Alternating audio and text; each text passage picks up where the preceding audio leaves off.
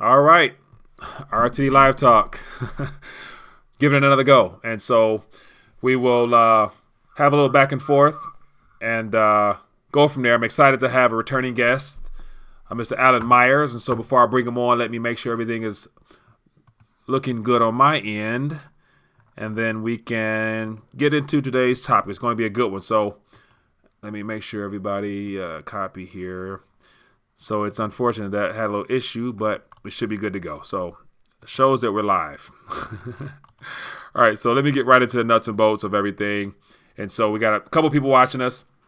So welcome back to the show, Mr. Alan Myers, a CPA forensic accountant. And it's great to have you back. And so we had a talk, I think it was about 2 weeks ago, give or take. And that interview was well received. And so you laid out a couple very foundational points on the creation of reserves and money and whatnot. So today I want to definitely dive into that and get some more of your thoughts, and as well as point people back to the source of the information you put together. So, Alan Myers, welcome back to RTD Live Talk. I'm happy to be here. Thank you very much for the invitation. I look forward to our chat today. Definitely. So, that being the case, welcome. So, I want to basically, we got a couple people tuning in, but yet we're going to plug right along. And because of the hiccups, hopefully people catch the replay. But I want to actually put up on the screen here. I want to go back. And so, you, over the last, since we spoke, I think it was about 2 years ago, I'm not sure. And since that 2 years ago. 2 years ago, okay. So, since that time frame, you've been very active. You've been a highly sought after commentator, educator, because your passion has become just giving people the foundations on the creation of currency and the banking sector and how it all works from a bookkeeping aspect. And so on the screen right now, I have your website. I'll actually share this in the chat for those that are watching now, can go to later on, or those who might catch us later on, they'll have a chance to go to it. But it's feded.us. And so here I got up on the screen now. And so you've put together some modules in PDF form. And so we're going to thumb through module 1 today and give you a chance to share your research and your thoughts. And as well, if there's any commentators or anybody want to add some thoughts or whatnot, or ask questions, you can also do in the chat or give us a call, 313-462-0027. So I got it up on the screen right now. Give us a little bit of idea as to what made you create and put all your research into a PDF file that's right above my head now. I've been at this study for about 9 years, but when I wrote this several years ago, I'd been putting different areas together in writing because this is the way I best process and this is the way I think. Mm-hmm. And it finally occurred to me the very, what I call the bare bones basics. Yeah.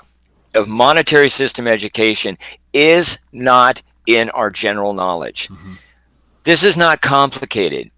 My phrase for it is, this is ABC, not Shakespeare. Mm-hmm. This is 1, 2, 3, not calculus. And I kept reading some people, and I thought, they're saying it wrong. Mm-hmm. Not because it's my theory, it's because I've looked at source documents in monetary system education to learn about it. Then I read commentators, and I'm thinking, you're using the words improperly. You're using the words in a misleading way. And I don't assume bad intent. Mm-hmm. It's just not correct. And I thought for me, the best way to get this information out would be to take somebody step by step through everything I eventually learned, and I'm still learning. I'm always looking for more facts, and that's what I hunt. I hunt facts, not theories, not beliefs, not wishes and wants. Facts. So for me, and I call them modules for no other reason than they're just 1 page long. I didn't want to call them chapters. Yeah. The first 15 modules in FedEd, each one is 1 page long. It's one topic. Each of them opens with a quote. The first one, the origin and development of money. Mm-hmm. I thought this was a good place to start if we're going to talk about money. What I'd like to do is read this quote. This is at the top of FedEd Module 1. This really sets, to me, why this topic is so important. Mm-hmm. money, is the most important subject intellectual persons can investigate and reflect upon. Think about that statement. Yeah. It is so important that our present civilization may collapse unless it is widely understood and its defects remedied very soon. This is a quote from Robert H. Hemphill, who was the credit manager of the Federal Reserve Bank of Atlanta, 1936. Mm-hmm. The conditions in which he speaks about are just as present today as it was in the Great Depression. It just hasn't hit the fan yet. Yeah. But think about it. The most important subject intellectual persons can investigate. This is the most important subject for everyone, for me, and from my position, because everyone and everything in our country is connected to, through, or by, with the monetary system. It's our number one issue. It's our number one problem. Yeah. Let's get into module 1 then. How's that? 1 second. Sure. This way? Yeah, right there. Okay. And so actually, before we get into module 1, I want to go back to the top. And so I got the book cover up here. And so for those that are just joining us, I have Alan Myers, a forensic accountant, CPA. And so you've done a lot of deep diving into it and put together some great work here. And I've read it, and definitely it makes you think. And so I like the fact that you're going to cause people to think with this. And so it's available for free. And at the website, I put it in the chat. So the very cover of the book, I got it up on the screen right now. And it's a cartoon rendition of, looks like an older gentleman with a top hat, a debtor's prison. I see some things here. So give us a rundown on the artist that created this for you and what your thoughts was. Go through the pieces a little bit for us. Sure. This is, in essence, a political cartoon. If you notice, the person walking has a little badge, a button, BOG. Mm-hmm. That's the initials for Board of Governors. Mm-hmm. So this person is the embodiment of the Board of Governors of the Federal Reserve System. Notice he does say, "I'm here to help," which is actually meant to be a funny. He is using the flag and its stick as a walking cane. Mm-hmm. So he's using it disrespectfully. He has stabbed the Declaration of Independence with it, and he's walking on the Constitution. Mm-hmm. He's at the crossroads between Main Street and Wall Street. And he says, "I'm here to help." At the end of the leash is actually a hydra. And I chose the hydra because President Andrew Jackson, 7th President of the United States, who went toe-to-toe with Nicholas Biddle, owner and controller of the second U.S. bank. Andrew Jackson referred to this second U.S. bank, a central bank, as a hydra-headed monster eating the flesh of the common man. The idea is, with a hydra, as you can see, multiple necks, multiple heads. Mm-hmm. If you cut off, the mythology of the hydra is, if you cut off one head, 2 grow back. Mm-hmm. To me, the idea is, as serious as any one of those heads are, in essence, they're metaphors for problems. If you deal with one problem, you may wind up with 2 more. If you're going to take care of the hydra, you have to go after the thing it only has one of, its heart. And the heart of this hydra is the monetary system. Obviously, the hydra is all on top of debtor's prison. The sole prisoner in that, of course, is Uncle Sam. The address or the number on the door, 1913, that's for the year the Federal Reserve Act of 1913 was signed into law. There's a lock on that door. You can see where the keys are. Mm-hmm. And on that, as you can see, the support for Wall Street and Main Street has crumbled away. Mm-hmm. And I titled it The Financial Cliff. Mm-hmm. And debtor's prison is about to go over it. This, to me, is a representation of where we are as a country, especially when it comes to national debt. It really represents who's in control. It's not the people. And if we don't deal with the hydra by taking out its heart, dealing with all the serious problems, and they are serious. We have many in this country, and I don't dismiss or minimize any of them. But if we're going to fix the overall problem, we have to take the Hydra's heart. That is, we have to take back control, we the people, of the monetary system in this country, and take it away from the hands of bankers. That's the artwork. Yeah. And so the title, The Master of Our Debt. All right. So set a little foundation as we roll through. So let's get to module 1. And so there's some information there before. You give an explanation of the book cover in the very first part. And so going to module 1 in the PDF here. So module 1, what really is money? Lay a foundation for us and build upon it and give us a rundown. Okay. What is money? We all have an idea. We know it. We use it every day. It's usually cash or coin or a check or a credit card. However, the real concept of money is that, and this is an age-old debate, there's a lot of people who really believe in commodity-type money, metals. But to me, what's more important is not what money is in a society, because in other modules we'll get to all the things, or many of the things that have been money over all these centuries. Mm-hmm. Money has one specific function. It facilitates an indirect transaction. Mm-hmm. It makes it happen. That is its main function. What it is doesn't matter as long as the people doing the trade are happy. Now, for the sake of the audience, can you define indirect transaction? Give us some examples. Certainly. Give us, go down to the groundwork with that. Okay, and this is what caused the creation of money. Everything used to be direct barter. Apples for oranges, eggs for tomatoes, whatever. You had something I want, and if you were going to sell it to me, I had to have something you wanted. Mm-hmm. This is direct barter transactions. Well, what people found out is this is really inefficient. It's time consuming, and always being able to find somebody who had what you wanted that wanted what you had. This is not easy. And it would make trading over greater and greater distances more difficult, because you'd have this risk of never finding what you wanted or finding anybody who wanted what you had. Yeah. People, and this to me is the absolute key. People, not banks, not governments. People created, developed, and matured the concept of money. Basically, the indirect transaction facilitator. Mm-hmm. For example, you own a gas station. I need gas.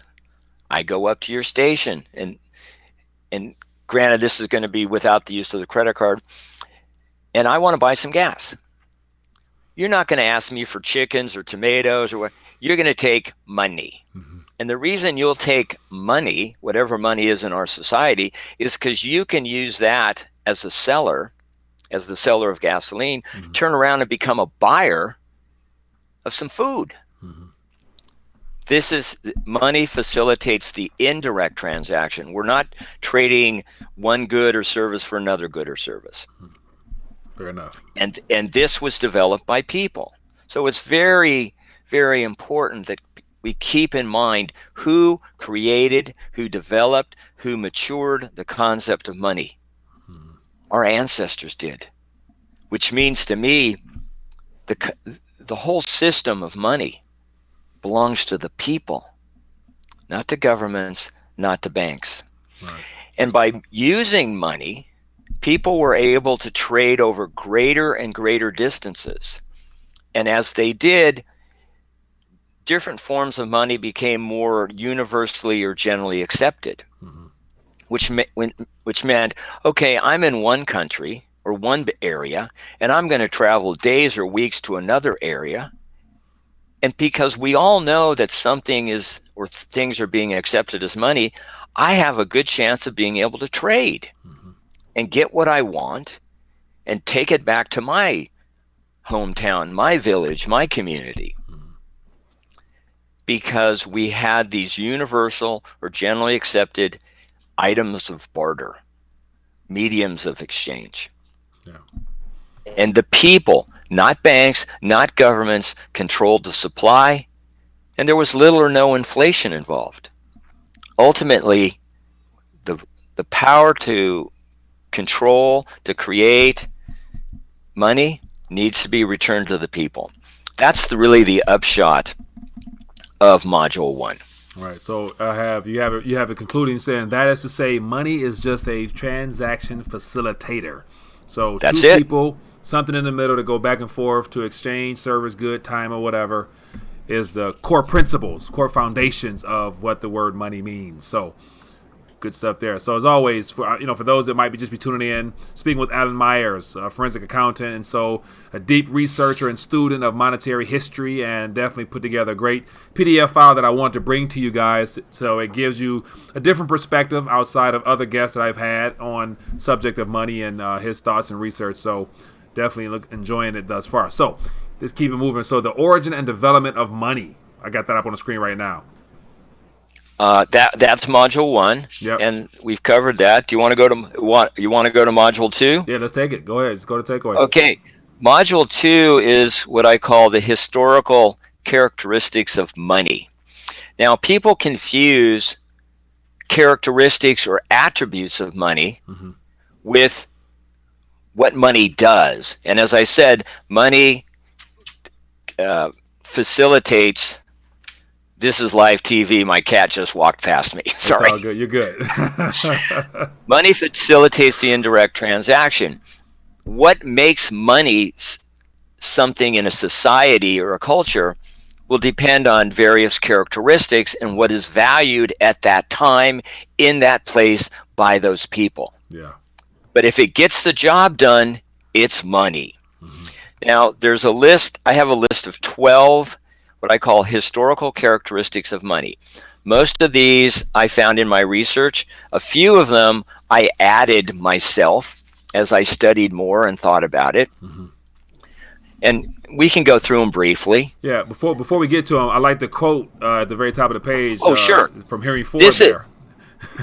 Again, thank you for that. Yeah. Each module has a quote, and I believe the quote basically applies to the topic that is being discussed. Yeah.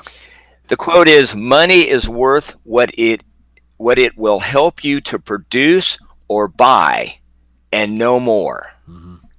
Henry Ford, My Life and Work. Now, there's a guy who knew how to make a few coins. Yeah, he did. And he's telling you that money is really worth what it will help you to produce or buy. Basically, to the topic that we're talking about. If you can get what you need, it's money. If it can help you make what you want to sell, it's money. Yeah. What it is not that important. And just to interject, I think that very concept there was, over 100 years ago. And so since then, money has become a much more centerpiece of our lives because a lot of people base their everyday action and activity upon acquiring it. And because of monetary policy and things we're going to get into, you can really never have enough. Like, you'll never be able to have enough to meet your daily needs from the employment standpoint. Nevertheless, be able to park it to the side and have it grow without some type of issue or some kind. So it is, as you mentioned, we started off one of the most important subjects of our lives because it's misunderstood and, there's a lot of problems around it. Sorry, go ahead. No, thank you. For me, I'll restate it. Money and all its variations and the whole topic is the number one problem, is the number one topic, because everybody is affected by it. Yeah. And to your point about not having enough, we will get into that because our very monetary system that we suffer under right now creates inflation, and inflation is loss of purchasing power. Herein lies the problem, but we'll get to that in the future modules. Okay. Now we're into the characteristics of money, characteristics or attributes. The first one is transportable, which means if you couldn't take your money to market, it's going to be hard to use it. So that isn't going to happen. Yeah. Dividable, meaning the more pieces you can divide it into, the better. And one time I gave a presentation on 3 items that could be money: an egg, a tomato, or an orange. Well, when it comes to dividable, nature decided the orange was the best one. It comes naturally. You're naturally able to divide that. Yeah. Non-perishable. Once again, thinking about not, okay, I'm just going down to the store. I'm traveling days or weeks. Well, if your money goes rotten on the way to the trade fair, it's not happening. Yeah. Wanted and scarce. If nobody wants it, it's not going to be good money. The more scarce it is, the more likely it's going to be wanted. Interchangeable is one that I added. If I owe you a quarter, do you care what quarter I give you? I don't think so. Just give me a quarter. Yeah. Unit of account, store of value. These are often talked about. Unit of account is that whatever you're trying to buy is denominated or priced in the monetary unit you have. For us, it's dollars and cents. Store of value. This is very important. This is where inflation comes in. If we suffer under inflation. If you have inflation, that means your monetary unit, your item of barter, is continually losing purchasing power. I'll give you an example.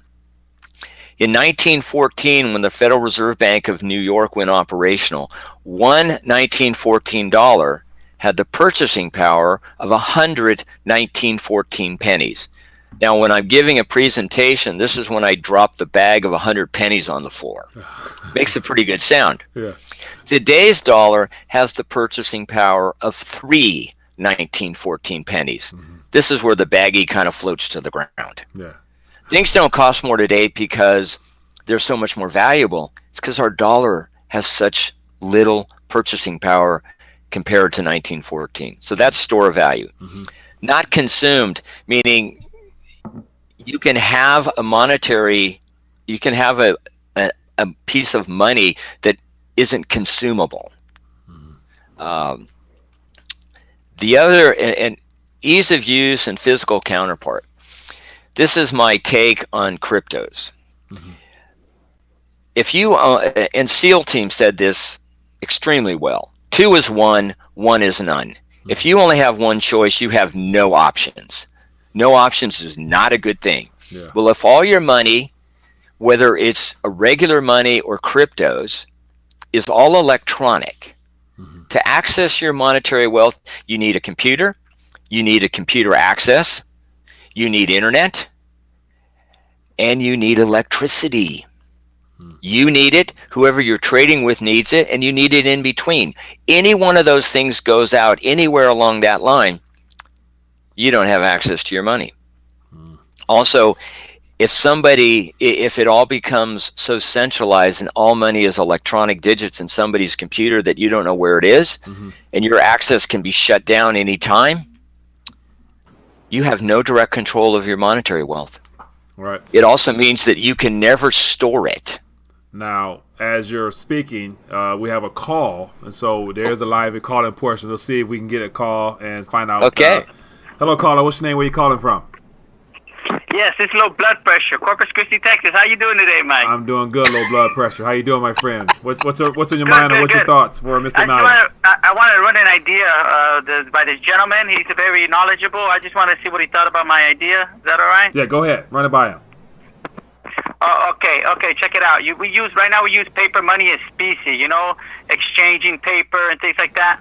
What if gold and silver coins become like the $100 and the $1,000 bills, and then the bank issues notes, paper, as the cent? Like, say you go to the store and you buy something big like a car, you use gold, and whatever else, they use, like, the paper money is going to be like cents. You know what I mean? Do you think something like that's possible? Great question, low blood pressure. I'll have him answer for you off air. Thanks for calling, my friend. Okay, thank you. Did he say his name is blood pressure? No, so low blood pressure. He's a regular of the RTD community, okay. So he always asks some great questions. Well, thank you, caller, for calling in. Please stay tuned as we go through all these modules over the next few weeks or whatever. And I get the question, but before we get to the topic of what is money, we need to deal with how money is created, how it's extinguished. This is what people don't ever talk about, that money actually goes out of existence. Who has the power to do it? Who gets the benefit, and who pays the price? Under the current system, because banks are the sole creators of money and sole extinguishers of money, we the people pay the price. And the prices that we're paying is we have a system, again, which we can eventually get to. We have inflation, federal income taxation, and national debt. To me, before we get into what we the people are going to choose as our form of money or forms of money, we need to understand the process of creation and how it's done, who gets the benefit. We can, save this question and we can deal with it on another call. Because dealing with what we're going to use as money doesn't deal with the creation aspect of it and the power and who holds it and who pays the price. Yeah. Does that make sense? It does. And so definitely stay tuned, more to come. And before I move further, I want to acknowledge a super chat or a contribution to the channel by Justin March. I appreciate that $1, my friend. Thank you. And so back to the screen. And so I like how you hinted at, and so later on tonight, I'm going to have a fellow Detroiter who's also very knowledgeable in the crypto space. And so we're going to touch on that because over the last couple of weeks, months, I've been just trying to pose questions to get people to think about the options that have been presented to us. Gold, silver, paper, digits, whatever. And cryptocurrency is one of the things where I'm like, there's a lot of questions that still need to be answered. And I think you're hitting on some of them now because you mentioned power, electricity, internet, and all that other stuff in between. And so according to this principle or attribute you've listed here, ease of use and has a physical counterpart. And so touch on the counterpart, the physical aspect, because we're being steered into a digital direction only. They're trying to remove the physical counterpart, and you're saying that can be a real risk. Well, think about this. The Scandinavian countries, Norway, Sweden, Denmark, especially Sweden, they are running away from physical money. Mm-hmm. In Sweden, it's almost not there anymore. They just can't get to fully electronic money fast enough, apparently. Mm-hmm. But think about this. Forget the fact that the electricity the grid goes down, you have no access. Mm-hmm. But think about in a country, in China, it comes to mind, and they have the social credit score. You said something that someone doesn't like. Oh, Michael, you're not a good person. Mm-hmm. I think we're going to have to shut your access down to your monetary wealth, and all your monetary wealth is in the bank. Hit the button, you can't get it because you could never store your money in your sock drawer or in your shoe or whatever because there's no physical counterpart. Mm-hmm. This to me is just absolute weakness. It makes people totally dependent on the system working. Mm-hmm. Well, since when is being totally dependent good? It's not. Right. Unless you're maybe, like a baby. Okay, that we accept. And then ease of use. The ease of use to me, using cryptos has different lengths of time to be able to make the transaction. Mm-hmm. But if, let's say you're dealing with Bitcoin, mm-hmm. well, to access the private key or to access the cryptos with your private key is 60 alphanumeric characters long. You're not going to remember this one. Mm-hmm. So you have to have access to it some way. Mm-hmm. And if you lose it, you lose access to those cryptos forever. Mm-hmm. This to me, okay, I want to go buy a soda. I get my wallet, pull out $1, we're good. That's ease of use. Yeah. Ease of use in physical means ease of use in time to complete a transaction. If it takes you 10 minutes to complete a Bitcoin transaction, you think you're going to use Bitcoin at the grocery store? No, it isn't going to happen. Right. But the thing is that, and this is, again, I look to what is the current condition? Do we have problems? If we have problems, does your solution that you're offering even acknowledge that these problems exist? And then finally, how do they address the problems? Our monetary system, if you look at it closely, which we eventually will, screams 3 problems: inflation, federal taxation, and national debt.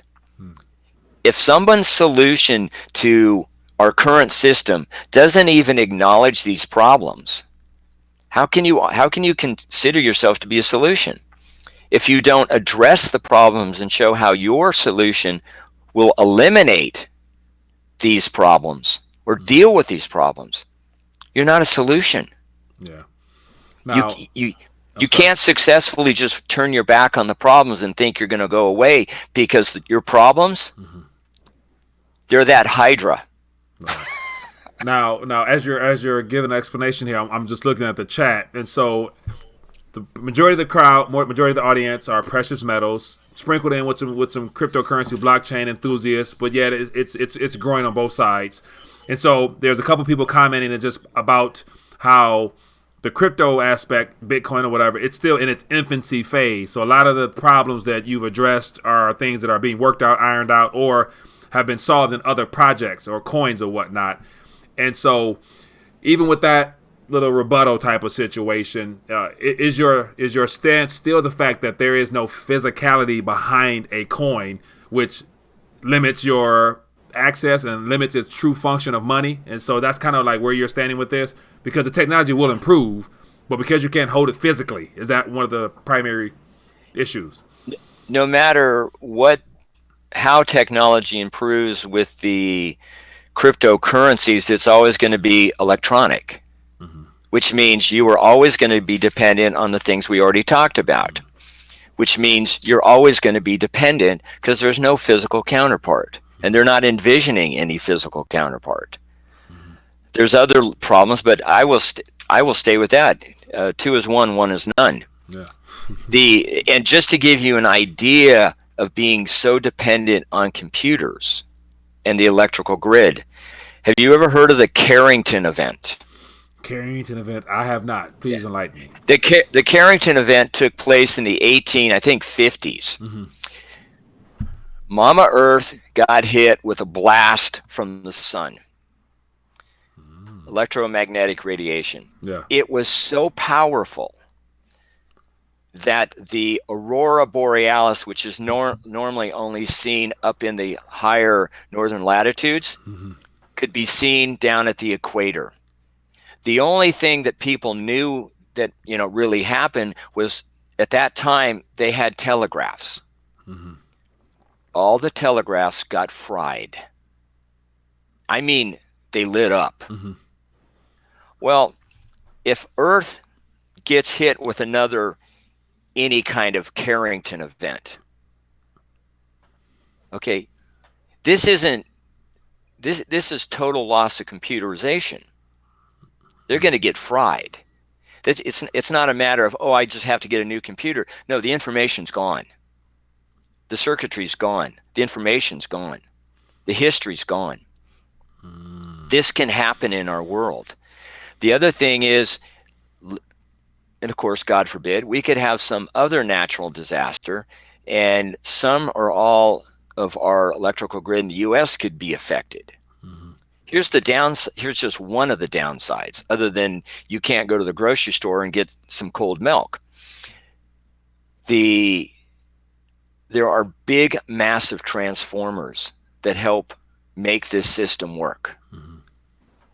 Last I heard, the U.S. do not have these stockpiled, and they're made in Eastern Europe. Gee, what could go wrong?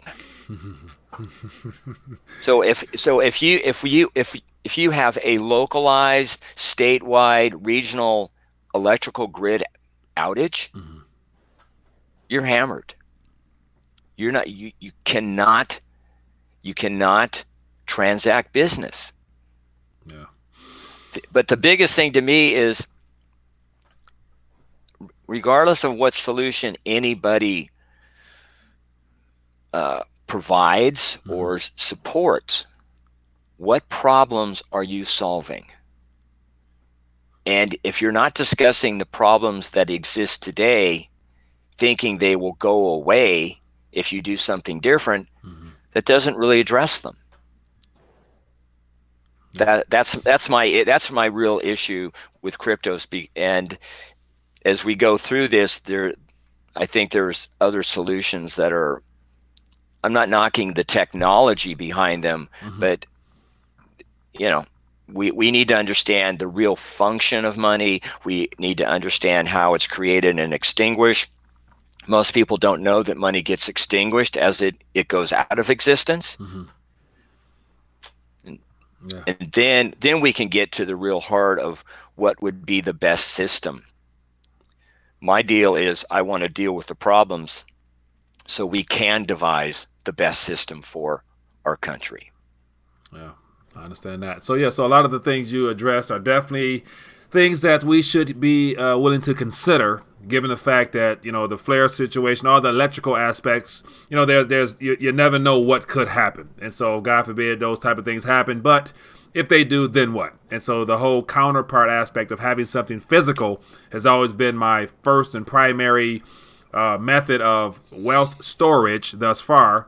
And of course, I'm looking forward to finding out more of what your research has brought to the forefront. And so once again, I have Alan Myers joining us. And so as we get ready to wind down, we just touched Module 1, Module 2. I'll actually show you guys a page where you guys can go and get ahead of this study. And so I consider this like going back to school. We got an educator here. And so if you go to feded.us, you'll get a chance to just download this and go through the remainder of the 3 modules. And then we'll come back and dissect more and probably next week and get more of a little bit of insight as to what's going on. But for those that are watching, any questions or any thoughts before we get ready to wind down, feel free to give us a call and we can make. Can we touch on Module 3? It won't take long. Okay. Yep, touch on it.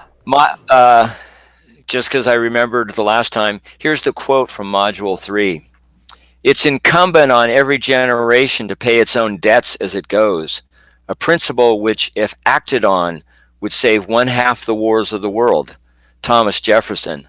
Obviously, with a national debt of over 22 trillion, nobody's paying their own way. But this one is examples of money from the past. And I divided them into groups: animals, consumables, couture, and metals. Animals could be the animal, could be their fur, it could be their hide. Consumables included spices, tobacco, and of course, whiskey. Couture, beads, blankets, clamshells. The natives in this country, Native Americans, used clamshells. They called them wampum. Wampum was translated as being white because the clamshells were white. Stone, silk, and of course all the metals. The thing is that you go back to the Incas. The Incas had one heck of a civilization for 500 years, if not longer. And they did really, really well and built some incredible buildings which still stand. They just weren't up to the Spanish rifles and the diseases they brought. So that brought the Incas down. And the Incas had literally tons and tons of gold and silver. They felt, I believe, because of the names they used for these two metals, they really held them in high esteem. They referred to gold as the sweat of the sun and silver as tears of the moon. Now, again, this is a very successful civilization. What did they use for money? Gold? Silver? Animals? No. They used cacao beans. Yeah, I remember you saying cacao beans in our last interview, and I'm like, cacao bean? Okay, I never heard of that one. Cocoa. Go Cocoa. And the thing is I grew up, and most people grew up having their parents, yell at us. What do you think? Money grows on trees? Well, apparently, generally no, unless you're an Inca. And then if you're an Inca, yeah, money grows on trees. What's the problem? Because that's where cacao beans come from. The upshot is that money has been so many different things in so many different parts of the world at different times. The bottom line is It facilitated the indirect transaction. It got the job done. Yeah. That's what mattered. Yeah, buddy. Interesting. The takeaway, got the job done. And so cacao beans was relevant in that time frame. Nowadays, I don't think that'll fly. And so so as the ages advanced, metalworking, metalsmith, coppersmith, all those the tools aspects came into play, and then gold and silver became as well as copper, and I'm assuming some other metals became the primary mediums of exchange. And so give us a little bit of the foundations of that and how that became prevalent and dominated for thousands of years up until 1800s, give or take, or 1963 with silver. Well, gold and silver have been preferred forms of money for so long. Mm-hmm. And obviously this is long, and it established itself long before we had computers. And if you think about these metals, there were times when bronze and copper and iron, they probably weren't in the form of coins. They were actually just lumps of metal because they were going to be used to do something. But if you look at the list of characteristics, gold and silver, transportable, dividable, non-perishable, wanted, scarce, would eventually be used as a unit of account and store of value. It's store of value because you could use it for money, you could use it for jewelry, you could use it for all kinds of things. Mm-hmm. So it had many uses, which increased its desirability. It actually had an ease of use. It was physical as opposed to electronic. So gold and silver, probably in part because it hit all of these characteristics of what makes money, and in part because it had desirable uses for other things, essentially the wealthy and jewelry and crowns and whatever else. It became the favored metal. And because it was limited in supply and those in power could control the supply, and then it became habit. Yeah. So in that time frame, it worked. Yeah. We have a different time frame. Right. Well, so we're going to get into where we're currently at now, and then I'm looking forward to getting into the reserve creation aspect, and so we'll save that for our next go round.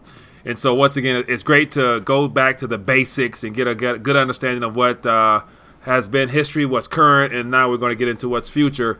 And so with that being the case, we're going to get ready to dial back. This episode has been great having my guest, return guest, rather, Mr. Alan Myers. So for those that are just tuning in or happen to catch us late, if you go to fed.ed.us, you'll get a chance to download this particular module we're discussing here, because I think this is something that you can share with people, share with family, friends, and they should be able to learn something regardless of their background, experience, or age or whatever, because there's general knowledge in there and specific knowledge towards how we've arrived at this current point, and it only gets better with the modules. So with that being the case, Mr. Alan Myers, we're going to get ready to dial back. Anything you want to leave us with before we pick up again at a different time and different place? Michael, thank you so much for allowing me to be on your program. This has been wonderful. Do check out feded.us. Mm-hmm. If you type it into your search engine, just type in Fed, F-E-D, spacebar, ed.us, mm-hmm. and the website will come up. And I want to personally thank what I would call the website master who's helping me put this all together. Yeah. And it's relatively new, but we keep adding content. Mm-hmm. Her name's Jenny Z, so I really appreciate all her help and mm-hmm. work and guidance. And I look forward to the next time we're together, Michael. This has been so fun. Definitely. I look forward as well. And so other than that, everybody's been great hanging out. If you've enjoyed this, definitely don't be afraid to give it a thumbs up. And more importantly, share this information, because this is just stuff that everyone needs to know. You can never be too far advanced or too knowledgeable to not go back to the basics and get a good understanding of where we're at and where we're heading to.